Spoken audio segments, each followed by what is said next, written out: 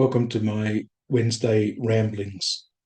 This is the fourth and the final week of the message series titled Discovering Our Why. Over these weeks, we've been looking at our parish vision and raising questions each week. So the parish vision speaks about a vibrant Catholic community fed by the Eucharist, empowered by the Holy Spirit, going out to make disciples.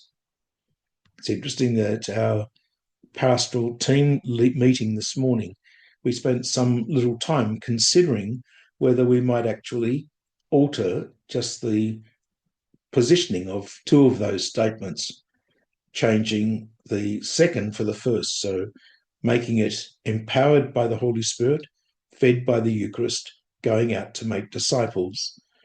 We did that in the context of what it means to have our sacramental program, because we invite the families to have the sacrament of reconciliation early in the year, obviously, around the Lenten season. And then we go into confirmation and then First Eucharist. And it had that sense of, why don't we have empowered by the Spirit, fed by the Eucharist? And then as a result of that, actually invite people to go out and make disciples. Well, this weekend, as we celebrate the feast of Christ the King, we're very much aware that from the cross, although Jesus doesn't make a new disciple going out to make other disciples, one of the men on the cross with Jesus, one of the two thieves, repents. And Jesus says to him, "This day you will be with me in paradise." So while he didn't have a chance to go out and make disciples himself, on the cross he became a disciple. It's a reminder to us that the journey of faith that all of us are called to embark on is not a static kind of thing. It's not just what happens at our baptism. It's not just what happens when we receive Eucharist or when we're confirmed, but rather it's an ongoing journey.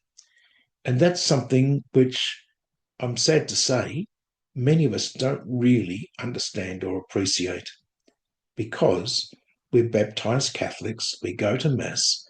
What more do we have to do? Whereas Pope Francis and Pope Leo have been telling us we are called to go out and to evangelize.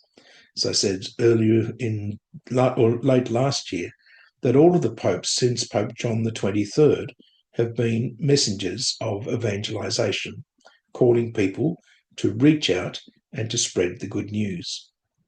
So as we celebrate the feast of Christ the King, we're reminded that the reason behind the feast was because for many in our world at the end of the Second World War, there was a sense of nationalism.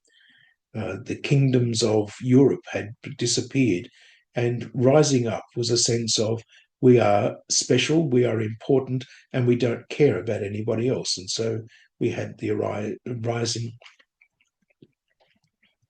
And so we had the rise of Nazism, fascism, and all sorts of other ways in which God was denied, including, of course, communism. None of them have actually effectively improved how the world lives. Mind you, capitalism hasn't worked that well either. But there is a sense of saying, what is celebrating the kingship of Christ really mean to us? Obviously, it's what happened on the cross, when even one of those condemned to die with him saw the beauty and the wonder of God's love and asked to be embraced by that love. We are called to be the instruments of taking that love to the world. And we know that there's a desperate need in the lives of so many for them to appreciate and to be welcomed into that embrace. As we come to the end of this message series, this Feast of Christ the King is an opportunity for us to think about how we can be the witnesses, the sign of God's love in the world. I'd like to pray that as we think about why are we here, what are we doing, that we might be able to make a difference in the lives of someone we meet and lead them to a relationship with God and to everlasting life. Take care, stay safe, and as I've said so frequently, if you're sharing the good news, do it with a smile, it confuses people.